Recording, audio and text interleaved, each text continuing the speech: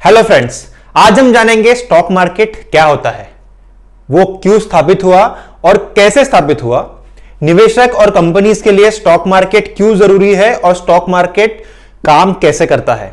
मैं आपको बताऊंगा इस वीडियो में दोस्तों कि स्टॉक मार्केट इंडाइसेस को कैसा पढ़ा और समझा जा सकता है और सबसे इंपॉर्टेंट कि ये स्टॉक मार्केट ऊपर या नीचे जाता है तो क्यों जाता है।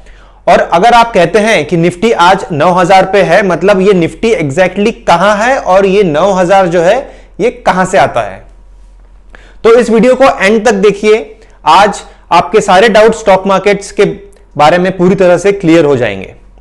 So friends, let's start. Imagine कीजिए आप कोई होलसेल मार्केट में जाते हैं कुछ चीज खरीदने के लिए, तो वहां पर वो चीज बेचने वाली काफी सारी दुकानें होती हैं और आप उसी एरिया में या गली में जाना पसंद करते हैं जहां बहुत सारी दुकानें हैं, क्योंकि आपको पता है वहां आपको वो चीज सस्ते में मिल सकती है।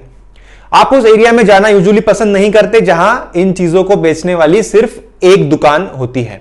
इसका कारण यह है कि जहां बहुत सारे सेलर्स और बायर्स आ जाते हैं वहां प्राइस के ऊपर कंट्रोल रहता है और सेलर्स सही प्राइस कोट करने पर मजबूर हो जाते हैं। इसलिए एक मार्केट जरूरी हो जाता है बायर्स के लिए, जहां पर कि सारे ट्रांजैक्शंस रेगुलेटेड रहते हैं और सेलर्स पर प्रेशर बना रहता है। और इसलिए ही स्टॉक मार्केट भी अस्तित्व में आया था फ्रेंड्स। 16th और 17th सेंचुरी में सबसे पहले स्टॉक मार्केट्स आए थे यूरोप में। ये यूजुअली पोर्ट सिटीज में, जहां पर कि जहाजों में ट्रेड्स किए जाते थे, उन सिटीज में सबसे पहले पाया गया था, जैसे कि लंदन, आम्स्टरडैम और एंटवर्प।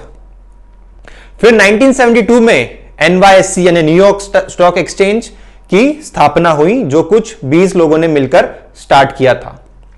और फिर बाकी सारे मार्केट्स भी स्टॉक एक्सचेंज में आने लगे। और भारत में भी आज काफी एक्सचेंजेस है, जिसमें से बॉम्बे स्टॉक एक्सचेंज और नेशनल स्टॉक एक्सचेंज तो आप जानते ही हैं। अब स्टॉक मार्केट का रोल क्या है मार्केट के अंदर? तो फ्रेंड्स, जब कोई कंपनी अपने ग्रोथ के लिए पैसे जमा करना चाहती है तो मार्केट में अपने शेयर्स इशू करती है, जिसको कि आम लोग खरीदते हैं और कंपनी को अपने ग्रोथ के लिए फंड्स मिल जाते हैं। इसको IPO कहा जाता है दोस्तों, यानी इनिशियल पब्लिक ऑफरिंग। और ये सब फैसिलिटेट करने का काम जो है वो स्टॉक एक्सचेंज का होता है। मतलब किसी भी कंपनी को अगर फंड्स रेज करने हैं तो वो पब्लिक की तरफ जाती है और पब्लिक उसमें इन्वेस्ट करके कंपनी को वो फंड्स रेज करने का मौका मिलता है और अपने बिजनेस को आगे बढ़ाने का मौका मिलता है। कोई तो एक मार्केट या डेस्क ऐसा चाहिए जहां ये सब ट्रांजैक्शन मुमकिन हो पाए। यह प्लेटफॉर्म देने का काम जो है ये स्टॉक एक्सचेंज का होता है। इस IPO की प्रक्रिया को प्राइमरी मार्केट भी कहा जाता है। इस सब में स्टॉक मार्केट का क्या फायदा है? कंपनी को तो अपने बिजनेस को बढ़ाने के लिए पैसे मिल गए हैं, इन्वेस्टर्स को शेयर्स मिल गए हैं, जिससे उनको डिविडेंड्स के रूप में इनकम होती रहती है और शेयर की प्राइस भी बढ़ सकती है, जिससे उनको बाद में फायदा हो सकता है शेयर को बेचकर। लेकिन आप सोच रहे होंगे कि इसमें स्टॉक एक्सचेंज का क्या फायदा है? तो फ्रेंड्स, स्टॉक एक्सचेंज को इस प्रोसेस की फीस मिलती है कंपनीज की तरफ से और वही उनकी अर्निंग होती है। यह हो गया प्राइमरी मार्केट। अब सेकेंडरी मार्केट क्या है? ये जो शेयर्स इन्वेस्टर्स ने बाय किए हैं, इनको वो आगे जाके सेल कर सकते हैं या फिर और ज्यादा शेयर्स भी खरीद सकते हैं। लेकिन प्राइमरी मार्केट और सेकेंडरी मार्केट में फर्क यह है दोस्तों कि लेकिन इस बार अगर किसी को शेयर्स खरीदने हैं तो वो कंपनी से नहीं खरीद सकता। उसको ये शेयर्स किसी शेयर होल्डर से खरीदना पड़ेगा जिसके पास शेयर्स पहले से है। यानी जिस व्यक्ति ने शेयर्स पहले खरीदे थे वही इंसान अब शेयर्स किसी और को बेच सकता है। मतलब अब ये इन्वेस्टर्स के बीच का मार्केट हो जाता है और इसीलिए इसको सेकेंडरी मार्केट कहते हैं। और इसका रेगुलेशन और फैसिलिटेशन भी जो है वो स्टॉक एक्सचेंज करता है। इसके लिए भी स्टॉक एक्सचेंज को ब्रोकर्स की तरफ से फीस मिलती है, जो कि उनकी अर्निंग होती है। अब इस सेकेंडरी मार्केट में बायर्स और सेलर्स साथ में आकर अपनी खरीदी और बिकवाली के रेट्स एक दूसरे को बताते हैं। अगर सेलर बायर के रेट से और बायर सेलर के रेट को मान जाता है तो फिर उन दोनों के बीच में ट्रेड हो जाता है। अगर बायर और सेलर का रेट मैच नहीं होता है तब तक ट्रेड नहीं हो पाता। अब ये स्टॉक्स के रेट्स कम ज्यादा कैसे होते हैं? ये डिमांड और सप्लाई के ऊपर डिपेंड करता है दोस्तों। अगर बायर्स ज्यादा हो जाते हैं मार्केट में सेलर्स के मुकाबले तो प्राइस बढ़ती है, क्योंकि डिमांड बढ़ जाती है और सेलर्स को प्राइस बढ़ाने पर एक अच्छा मुनाफा दिखाई देता है। अगर बायर्स कम हो जाते हैं तो प्राइस कम हो जाती है, क्योंकि सेलर्स को जो भी रेट मिल रहा है उसमें उनको अपना माल जो है वो बेचना होता है। ये सारी प्रोसेस आप आपके डीमैट अकाउंट से कर सकते हैं। पहले के दिनों में स्टॉक एक्सचेंजेस के ऑफिसेज में हाथ उठाकर शेयर्स खरीदने होते थे, क्योंकि उन दिनों टेक्नोलॉजी इतनी ज्यादा नहीं थी। लेकिन अब आपको स्टॉक एक्सचेंज में जाने की जरूरत नहीं है और एक्सचेंज के सारे सेलर्स और बायर जो है वो आपको आपके कंप्यूटर स्क्रीन पर मिल जाते हैं। अब सबसे इंपॉर्टेंट बात आपके मन में आ सकती है कि जब ये सेकेंडरी मार्केट यानी शेयर्स की बिकवाली और खरीदी लोगों के बीच में आपस में ही हो रही है, तो जिस कंपनी के शेयर है उस कंपनी को क्या इन सब चीजों से लेना देना होगा? क्योंकि आईपीओ के दौरान कंपनी ने तो अपना पैसा इकट्ठा कर लिया है शेयर होल्डर्स से। यह सोचना आपका बिल्कुल सही है, लेकिन कुछ फैक्टर्स है जिसकी वजह से कंपनी को अपनी शेयर प्राइस बढ़ने से फायदा होता है। क्योंकि शेयर प्राइस गिरने से कंपनी की बैड पब्लिसिटी होती है, यानी अगर यस बैंक की शेयर प्राइस गिरने की न्यूज आती है तो लोग शायद उस बैंक से अपने खाते बंद कर दे। दूसरा, शेयर प्राइस गिरने से इन्वेस्टर्स के सेंटिमेंट्स, साथ ही में एम्प्लॉइज के सेंटिमेंट्स भी इफेक्ट होते हैं। तीसरा, शेयर प्राइस गिरने से फाइनेंशियल इंस्टीट्यूशन से पैसा बोरो करने में दिक्कत आती है कंपनीज को, यानी लोन लेने में प्रॉब्लम आती है, क्योंकि कोई भी बैंक या इंस्टीट्यूशन क्यों ऐसे कंपनी को लोन देना चाहेगा जिसका शेयर प्राइस गिर रहा हो लंबे समय के लिए। चौथा पॉइंट यह है दोस्तों कि कंपनी के डायरेक्टर्स भी शेयर्स खरीदते हैं अपने कंपनी के, तो वो भी नहीं चाहेंगे कि शेयर प्राइस गिरे और उनको नुकसान हो। एंड फिफ्थ पॉइंट, सबसे इंपॉर्टेंट पॉइंट यह है कि जब कंपनी ओनर अपने कंपनी को किसी और को बेचती है या बेचता है, तो तब कंपनी का वैल्यूएशन उसके शेयर प्राइस पर डिपेंड करता है। उसका मार्केट कैपिटलाइजेशन बढ़ता है और कंपनी के ओनर ज्यादा अमाउंट में अपनी कंपनी को सेल कर सकते हैं। वैसे ही एक्विजिशन जब होता है, यानी जब कोई कंपनी किसी कंपनी को एक्वायर करती है, तब अपने कंपनी के शेयर के बदले में कोई कंपनी किसी और को अपने शेयर्स दे सकती है एक्वायर करते समय। सारी ही बड़ी कंपनी स्टॉक एक्सचेंज में अपना लिस्टिंग करवाती है और लोगों से पैसा लेती है, ऐसा नहीं है। फूड एंड एग्रीकल्चरल जायंट एक कंपनी है कारगिल, कॉक इंडस्ट्रीज और फर्नीचर रिटेलर आइकिया इन बड़ी कंपनीज में से है जो स्टॉक एक्सचेंजेस में लिस्टेड नहीं है, यानी ये अपने कंपनी के शेयर्स पब्लिक में बेच के फंड्स रेज नहीं करते। ऐसा करने के कारण बहुत सारे हो सकते हैं, जिसमें से कि कुछ है कि एक्सचेंज की फीस, उनको एक्सचेंज के रेगुलेशंस फॉलो करना है और काफी सारे अन्य कारण भी इसमें हो सकते हैं। अब वर्ल्ड के सारे एक्सचेंजेस की बात करते हैं। यूएस मार्केट में एनवाईएससी और नैस्डैक, ये दो वर्ल्ड के सबसे बड़े एक्सचेंजेस हैं उनके मार्केट कैप के हिसाब से। वर्ल्ड के बाकी कुछ इंडेक्स कुछ इस तरह से है। टीएसएक्स कंपोजिट जो कि कनाडा का इंडेक्स है, फुटसी यूके का इंडेक्स है, निक्केई जापान का इंडेक्स है, डीएएक्स जर्मनी का है, CAC 40 France, CSI 300 index China और सेंसेक्स और निफ्टी भारत के इंडेक्स है, जिसके बारे में अब हम डिटेल में बात करेंगे। तो फ्रेंड्स, आइए बात करते हैं भारत के दो सबसे बड़े इंडेक्स के बारे में, निफ्टी और सेंसेक्स के बारे में। निफ्टी, जिसका की फुल फॉर्म नेशनल इंडेक्स 50 है, ये एनएसई यानी नेशनल स्टॉक एक्सचेंज का एक इंडेक्स है जिसमें 50 इंडियन कंपनीज का समावेश है। उसी तरह बीएसई सेंसेक्स यानी बॉम्बे स्टॉक एक्सचेंज का इंडेक्स है जिसमें कि 30 बड़ी कंपनियों का समावेश है। अब जब कोई भी ये कहता है कि निफ्टी आज 9000 है, इसका क्या मतलब होता है? ये 9000 क्या दर्शाता है? या अगर आप न्यूज में सुनते हैं कि सेंसेक्स में आज 1000 अंकों का उछाल आया है, इसका क्या मतलब होता है? ये 1000 अंक यानी एग्जैक्टली क्या है और क्यों वो 1000 अंक ही ऊपर गया? और हमें यह भी जानना चाहिए कि क्यों निफ्टी जो है वो 10,000 या उसके रेंज में यूजुअली होता है और सेंसेक्स 30,000 या उसके रेंज में यूजुअली होता है। तो ऐसा क्यों होता है? काफी कम लोगों को इसके पीछे का कैलकुलेशन पता है दोस्तों। आज हम यहां पर समझेंगे कि निफ्टी और सेंसेक्स के इंडेक्स को कैसे निकाला जाता है, जिससे कि आपको इन इंडेक्स का सिग्निफिकेंस समझ में आएगा और आप इंडाइसेस का अपने ट्रेड्स में और इन्वेस्टमेंट्स में फायदा ले सकते हैं। तो फ्रेंड्स, इस प्रेजेंटेशन को ध्यान से देखिए और एंड तक जरूर देखिए। उससे पहले मैं आपको मार्केट कैपिटलाइजेशन ये कंसेप्ट का मतलब समझा दूं। हर एक कंपनी का एक मार्केट कैपिटलाइजेशन होता है और मार्केट कैप ये जो है it is equal to the number of outstanding shares of the company multiplied by the current price of one share. यहां आप देख सकते हैं, यानी अगर कोई कंपनी के हजार शेयर्स है मार्केट के अंदर, मान लीजिए 1000 शेयर्स है मार्केट के अंदर, और अगर एक शेयर की आज की करंट वैल्यू जो है वो 5 रुपए है, तो उस कंपनी का आज का मार्केट कैपिटलाइजेशन जो है वो हो जाता है 1000 मल्टीप्लाइड बाय 5 यानी 5000। अब सबसे पहले हम एनएससी के वेबसाइट पे जाते हैं और देखते हैं कि निफ्टी के बारे में हमें क्या इंफॉर्मेशन देखने को मिलती है। साथ ही में हम बीएसई के वेबसाइट पे जाके सेंसेक्स का भी आकलन करेंगे। तो फ्रेंड्स, यहाँ पर हम एनएससी के वेबसाइट के ऊपर है और यहाँ पे जैसे कि आप देख सकते हैं सारे इंडेक्स जो है एनएससी के वो यहाँ पे दिखाए गए हैं, जिसमें कि निफ्टी 50 एक है, Nifty next 50, Nifty 100 and so on. तो निफ्टी 50 और निफ्टी नेक्स्ट 50 क्या है? निफ्टी 50 यानी जैसे हमने बात की कि इंडिया के मार्केट कैप के हिसाब से जो टॉप 50 कंपनीज है वो इस निफ्टी 50 में समावेश करती है। और उसके बाद के नेक्स्ट 50 यानी ये 50 कंपनी छोड़ के जो बाद की 50 कंपनी है वो इस इंडेक्स में आती है। और अगर आप यहाँ देखें कि Nifty mid cap 50, mid cap 50 यानी जो मिड कैप कंपनीज है, जो टॉप मिड कैप 50 कंपनियां हैं, उसका ये इंडेक्स है निफ्टी मिड कैप 50।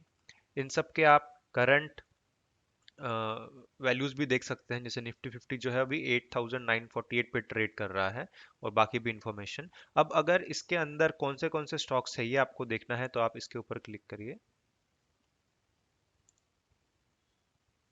यहाँ पर आप देख सकते हैं ये जो भी कंपनीज के नाम लिखे हैं, ये 50 कंपनीज हैं जो निफ्टी 50 का हिस्सा है, जैसे कि टेक महिंद्रा, इन्फोसिस, एचसीएल, और ये तमाम कंपनीज यहाँ पर है।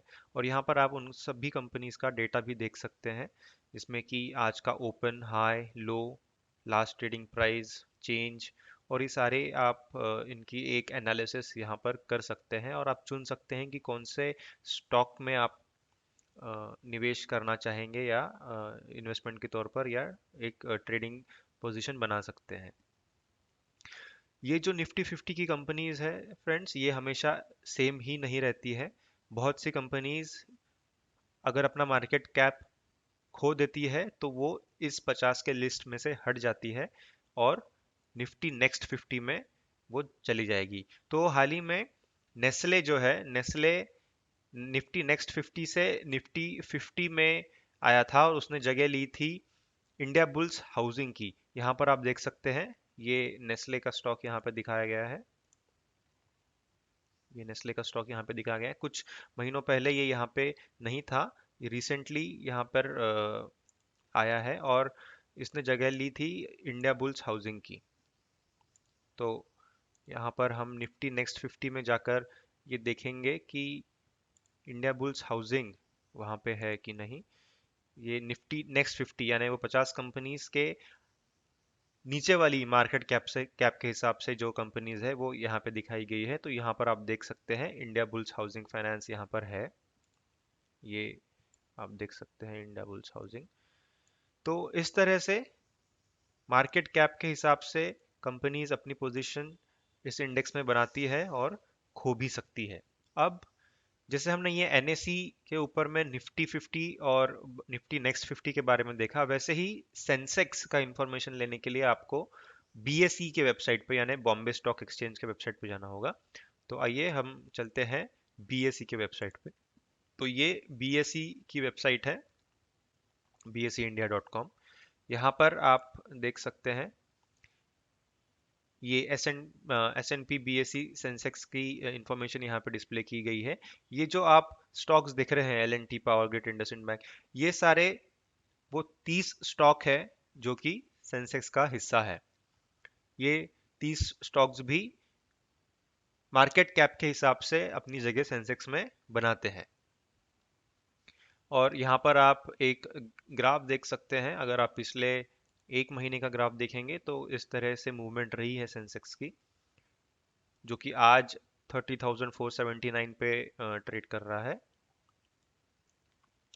आप और नीचे अगर स्क्रॉल करते हैं तो यहाँ पर आपको मार्केट कैपिटलाइजेशन भी दिखता है, जो कि हमने बात की कि फुल मार्केट कैपिटलाइजेशन क्या होता है और फ्री फ्लोट मार्केट कैपिटलाइजेशन क्या होता है। फुल मार्केट कैपिटलाइजेशन यानी उस समय जो 30 कंपनीज है उन सभी के मार्केट कैपिटलाइजेशन का अगर आप एडिशन करते हैं तो आपको ये वैल्यू मिलेगी। और फ्री फ्लोट कैपिटलाइजेशन क्या होता है? फ्री फ्लोट कैपिटलाइजेशन में दोस्तों जो जो भी शेयर्स हैं जो लॉक्ड होते हैं या प्रमोटर्स के होते हैं या जिस पर की ट्रेडिंग नहीं की जा सकती, ऐसे शेयर्स आपको फुल मार्केट कैप में से निकालने होंगे, तब जाकर आप फ्री फ्लोट मार्केट कैप पे अराइव कर पाएंगे।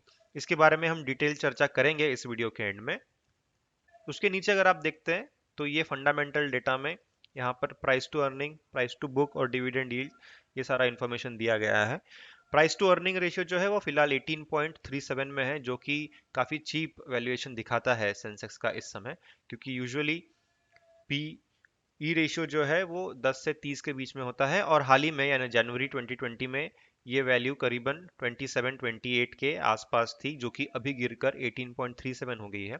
इसका मतलब साफ होता है फ्रेंड्स कि 18.37 रुपीस का मुनाफा कमाने के लिए आपको माफ कीजिए, 1 रुपए का मुनाफा कमाने के लिए आपको 18.37 रुपीस का प्राइस देना होगा। ये इसका पी रेशियो का एक बहुत ही लेमन्स लैंग्वेज में आपको मैंने मतलब समझाया, और वैसे ही और सारी इंफॉर्मेशन आपको यहाँ पर दिख सकती है। बीएसई में भी जैसे कि बीएसई सेंसेक्स है, वैसे और भी काफी सारे इंडेक्सेस यहाँ पे इसमें रहते हैं। तो यहाँ पर आप देख सकते हैं बीएसई सेंसेक्स 50, फिर बीएसई 100 जो कि टॉप 100 कंपनीज का इंडेक्स है। ऐसे काफी सारे इंडेक्स बीएसई के प्लेटफॉर्म पे भी आप देख सकते हैं। तो फ्रेंड्स, यहां आपने देखा कि निफ्टी और सेंसेक्स के कंस्टिट्यूएंट्स क्या क्या है और कैसे वो चेंज होते रहते हैं, और मार्केट कैपिटलाइजेशन के आधार पर उसका एक इंडेक्स से दूसरे इंडेक्स में परिवर्तन होते रहता है। अब हम देखते हैं कि कैसे निफ्टी और सेंसेक्स कैलकुलेट किए जाते हैं। ये सबसे इंपॉर्टेंट है दोस्तों। ये फ्री फ्लोट मार्केट कैप के आधार पर कैलकुलेट होते हैं। अब ये फ्री फ्लोट मार्केट कैप क्या है, ये जान लेते हैं। जैसे हमने देखा, मार्केट कैप निकालते समय हमें सारे आउटस्टैंडिंग शेयर्स को कंसीडर करना पड़ा, लेकिन उसमें कुछ शेयर्स ऐसे भी होते हैं जो कंपनी के प्रमोटर्स के होते हैं और कुछ लॉक्ड होते हैं। अगर आप ये सारे लॉक्ड शेयर्स और प्रमोटर्स के शेयर्स और बाकी शेयर्स, इन शेयर्स के कैलकुलेशन से हटा दे और बचे हुए शेयर्स को ही सिर्फ आप आज की शेयर प्राइस के साथ मल्टीप्लाई करें, तो आपको जो फिगर मिलेगा उसको फ्री फ्लोट मार्केट कैप कहा जाता है। तो आइए अब देखते हैं कि कैसे इस फ्री फ्लोट मार्केट कैप की मदद से निफ्टी और सेंसेक्स कैलकुलेट होता है। तो फ्रेंड्स आइए देखते हैं कि इंडेक्स को कैलकुलेट कैसे किया जाता है। यहाँ पर हम देख रहे हैं निफ्टी 50 का हम कैलकुलेशन जो करेंगे वो कैसे करेंगे। तो फॉर्मूला के तहत देखें तो इंडेक्स वैल्यू जो है वो total free float market cap यानी total free float market capitalization divided by base market capitalization multiplied by the base value. अब इसमें बेस वैल्यू जो है फ्रेंड्स वो इंडेक्स के तरफ से ही डिसाइड की जाती है, एक्सचेंज खुद उसको डिसाइड करता है। और ये बेस वैल्यू जो है ये 1000 है in the case of Nifty, यानी निफ्टी के केस में बेस वैल्यू को 1000 माना गया है, और सेंसेक्स के केस में बेस वैल्यू को 100 माना गया है। ये बेस वैल्यू जो है ये एक तय की हुई वैल्यू होती है, ये कहीं से डिराइव्ड नहीं होती है। इसको जस्ट एक बेस के तौर पे माना जाता है और यूज किया जाता है फॉर्मूला में इंडेक्स की वैल्यू निकालने के लिए। अगर हम डिफरेंस देखें सबसे पहले कि total free float market cap और टोटल मार्केट कैप, ये दोनों में डिफरेंस क्या है। तो फ्रेंड्स टोटल मार्केट कैप ये होता है कि जो भी 50 कंपनीज है निफ्टी के अंदर, वो सबका टोटल मार्केट कैप का एडिशन आप करेंगे तो निफ्टी 50 का टोटल मार्केट कैप निकलता है। और एक स्टॉक का अगर आपको मार्केट कैप निकालना है तो उस स्टॉक की करंट वैल्यू, उस शेयर की current value multiplied by the total number of shares, जो उस कंपनी के टोटल नंबर ऑफ शेयर्स है उसको आपको मल्टीप्लाई करना होगा उस शेयर के एक शेयर के करंट वैल्यू से, तो आपको टोटल मार्केट कैप मिलेगा। और वो टोटल नंबर ऑफ शेयर्स जो है उसमें से कुछ शेयर्स होते हैं जो कि प्रमोटर्स के होते हैं, या गवर्नमेंट की तरफ से लॉक्ड होते हैं, जिसके ऊपर जिसको कि खरीदा या बेचा नहीं जा सकता, ऐसे शेयर्स को अगर आप उसमें से निकाल दे तो जो बचे हुए शेयर्स है उसको आप मल्टीप्लाई करें करंट शेयर प्राइस से, तो वो जो वैल्यू आएगी उसको आप कहेंगे total free float market cap. हम देखेंगे आगे के प्रेजेंटेशन में कि कैसे आपको टोटल मार्केट कैप में से total free float market cap निकालना है। तो यहां पर आप स्क्रीन पे देख सकते हैं कि शेयर होल्डिंग के जो क्लासेस हैं जो कि फ्री फ्लोट मार्केट कैपिटलाइजेशन से अलग किए गए हैं, वो कौन से कैटेगरीज है। तो उसमें आता है shares that are held by founders, directors, acquirers which contains an element of control over the business entity। तो जो फाउंडर्स, डायरेक्टर्स और एक्वायरर्स के पास में शेयर्स होते हैं उसका एक कंट्रोल ऑब्वियसली बिजनेस एंटिटी के ऊपर होगा, तो ये सारे शेयर्स आपको निकालने होंगे अलग अगर आपको फ्री फ्लोट मार्केट कैप निकालना है। साथ ही में shares that are held by individuals और groups that are having controlled interest, जहां पर भी एक कंट्रोलिंग इंटरेस्ट आता है कोई भी इंडिविजुअल का हो या ग्रुप का हो, वो सारे शेयर्स भी आपको टोटल मार्केट कैप में से निकालने होंगे, फिर जाके आपको फ्री फ्लोट मार्केट कैप मिलेगा। साथ ही में गवर्नमेंट के पास जो शेयर्स हैं, फिर foreign investors through the FDI route से जो फॉरेन इन्वेस्टर्स इक्विटी खरीद के रखते हैं, strategic share holding by private corporate bodies और इंडिविजुअल्स, क्रॉस होल्डिंग और इक्विटी और shares that are held by associates and group companies, shares held by employ welfare trust के भी शेयर्स होते हैं, उसको भी आपको टोटल मार्केट कैप के कैलकुलेशन में से निकालना होगा फ्री फ्लोट मार्केट कैप निकालने के लिए। फिर locked in shares and shares that are normally not sold in the open market. तो ये जो भी कैटेगरी में जितने भी शेयर्स आते हैं उसको आपको टोटल शेयर्स में से निकालना है, उसको अलग करना है, और जो बचे हुए शेयर्स है उसको करंट शेयर वैल्यू से मल्टीप्लाई करना है, तो आपको एक कंपनी का फ्री फ्लोट मार्केट कैप मिलेगा। और ऐसे सारे 50 के 50 कंपनियों का मार्केट कैप आप ऐड करेंगे तो आपको निफ्टी का फ्री फ्लोट मार्केट कैप मिलेगा। और ऐसे ही अगर आप सेंसेक्स की बात करते हैं तो जो टॉप 30 कंपनीज है सेंसेक्स की, उन सभी के फ्री फ्लोट मार्केट कैप आपको ऐड करने पड़ेंगे, तो आपको सेंसेक्स का मार्केट कैप मिलेगा। अब कैलकुलेशन कैसे किया जाता है, यहां पर हम निफ्टी की बात कर रहे हैं। तो फ्रेंड्स 1995 को बेस ईयर पकड़ा गया है निफ्टी के केस में, और बेस वैल्यू जैसे कि हमने सबसे पहले बात की, बेस वैल्यू जो है वो 1000 पकड़ी गई है निफ्टी के केस में, तो यहां पर the base value is set as 1000। फिर निफ्टी का कैलकुलेशन जो है वो 50 स्टॉक्स को पकड़ के किया जाता है जो कि एनएसए के ऊपर में है, जैसे कि हमने बात की। मार्केट कैपिटलाइजेशन यानी टोटल मार्केट कैपिटलाइजेशन है इस केस में, is equal to the shares outstanding and total number of shares multiplied by the market price per share, यानी एक शेयर की जो वैल्यू है उससे उसको मल्टीप्लाई कर देंगे। और फ्री फ्लोट मार्केट कैपिटलाइजेशन क्या है? अब फ्री फ्लोट मार्केट कैपिटलाइजेशन जो है वो ऑब्वियसली टोटल मार्केट कैप से कम होगा, तो उसमें भी shares outstanding multiplied by the market price multiplied by IWF. IWF क्या है यहाँ पर? IWF is the investable weight factor, यानी ये वही बात है कि ये सारे कैटेगरी में जो भी शेयर्स आते हैं वो आपको फ्री फ्लोट मार्केट कैप में से निकालने होंगे, और वो निकालने का काम करता है आईडब्ल्यूएफ यानी इन्वेस्टेबल वेट फैक्टर। अब इंडेक्स वैल्यू जो है, वो इंडेक्स वैल्यू कैसे निकाली जाती है? जैसे कि हमने यहाँ देखा, इंडेक्स वैल्यू निकलती है total free float market cap divided by base market cap into the base value.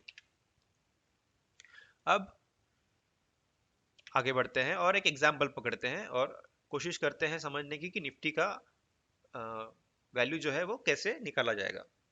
हम यहाँ पर पकड़ते हैं कि निफ्टी के अंदर सिर्फ दो स्टॉक्स है, एक अजम्पशन करते हैं, समझ लीजिए कि दो स्टॉक्स है ए और बी, और ए के पास में 1000 शेयर्स है, उसमें से प्रमोटर्स और बाकी जो केसेस है जिसमें कि शेयर्स लॉक्ड होते हैं वो 200 है, और बाकी जो है 800 है, वो एक्टिव ट्रेडिंग का हिस्सा बन सकते हैं। सो 800 ट्रेड्स जो है वो फ्री है मार्केट के अंदर, और 200 जो शेयर्स है वो लॉक्ड है। वैसे ही बी के पास मान लीजिए 2000 शेयर्स हैं, उनके प्रमोटर्स के पास में यानी जो लॉक्ड शेयर्स है वो 1000 है, और बाकी के 1000 बचे हुए शेयर्स जो है वो फ्री है मार्केट के अंदर में। और हम अज्यूम कर लेते हैं कि दोनों की जो शेयर प्राइस है, ए की शेयर प्राइस जो है वो 10 है और बी की शेयर प्राइस जो है वो आज के दिन में 20 है। तो ए का टोटल मार्केट कैप कैसे निकलेगा? टोटल मार्केट कैप यानी total number of shares multiplied bye share की वैल्यू। तो ये निकल गई 10,000 जो है ये ए का टोटल मार्केट कैप है। लेकिन हमको चाहिए है फ्री फ्लोट मार्केट कैप।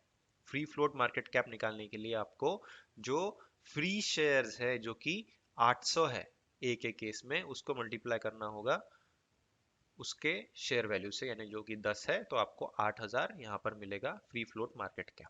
वैसे ही बी का टोटल मार्केट कैप 2000 यानी 2000 total shares multiplied by the share value, और बी का free float market cap 1000 into 20, क्योंकि 1000 जो है यहाँ पर आप देख सकते हैं ये फ्री शेयर्स है मार्केट के अंदर, तो ये आ गया 20,000। अब दोनों का टोटल करेंगे फ्री फ्लोट मार्केट कैप का, ए और बी का टोटल हम करेंगे तो ये यहाँ से 8000 और यहाँ से ये लेंगे 20,000, तो टोटल आ गया 28,000। तो ये हमको मिल गया। अब मार्केट कैप जो है वो 1995 का जो है वो हमको पकड़ना है, जो हमने सबसे पहले वैल्यू देखी, ये है बेस मार्केट कैप। तो बेस मार्केट कैप यानी जब इंडेक्स की शुरुआत हुई थी उस समय जो मार्केट कैप था वो अपने को लेना है। तो यहाँ पर हम अज्यूम कर लेते हैं कि वो 5000 है, जबकि निफ्टी के एक्चुअल केस में वो कुछ अलग वैल्यू होगी। ये है जस्ट हम एक एग्जांपल देख रहे हैं। तो समझ लीजिए ये 5000 है यहाँ पर, तो उस हिसाब से अगर देखेंगे तो निफ्टी की वैल्यू आती है 28,000, जो कि यहाँ से आया मल्टीप्लाइड बाय 28,000, उसको पहले डिवाइड करेंगे 5000 से, यानी ये मार्केट कैप जब निफ्टी लॉन्च हुआ उस समय का है, यानी इस केस में 5000 पकड़ रहे हैं हम जस्ट एक एग्जांपल के लिए, और मल्टीप्लाई कर रहे हैं उसके बेस वैल्यू से। जैसे कि यहाँ पे आपने देखा कि इसको मल्टीप्लाई करना है बेस वैल्यू से, तो ये बेस वैल्यू जो है वो 1000 है निफ्टी के केस में, जो कि सेंसेक्स के केस में 100 है। तो यहाँ पर आपको ये इंडेक्स की वैल्यू मिल रही है 5600।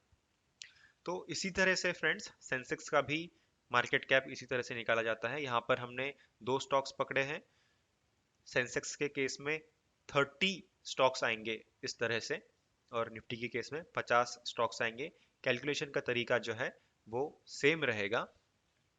यहाँ पर 1000 है निफ्टी के केस में, तो 100 आएगा सेंसेक्स के केस में, और ये जो 5000 है यानी बेस मार्केट कैप जो है वो डिपेंड करेगा, जैसे 1995 में जो निफ्टी का जो था वो यहाँ पे पकड़ा जाएगा, और सेंसेक्स का जो 1978-79 में था वो पकड़ा जाएगा, और उस तरह से सेंसेक्स और निफ्टी की वैल्यूज निकाली जाएगी। फ्रेंड्स आज के वीडियो में इतना ही। अगर आपको ये जानकारी अच्छी लगी हो तो इस वीडियो को उन सब लोगों तक पहुंचाइए जिनको इसका फायदा हो सकता है, या जो कल चल के शेयर मार्केट से ट्रेडिंग या इन्वेस्टिंग करके पैसे कमाना चाहते हैं। इस वीडियो को लाइक और कमेंट जरूर करें। आपके कुछ क्वेश्चंस होंगे तो कमेंट बॉक्स में डालें, उन सब का आंसर दिया जाएगा ब्रीफ में। और इस चैनल को सब्सक्राइब और बेल आइकन एनेबल जरूर करें, जिससे हमको मोटिवेशन मिलते रहेगा आप सब तक अच्छे टॉपिक्स लाकर अच्छी इंफॉर्मेशन बताने का। थैंक यू दोस्तों।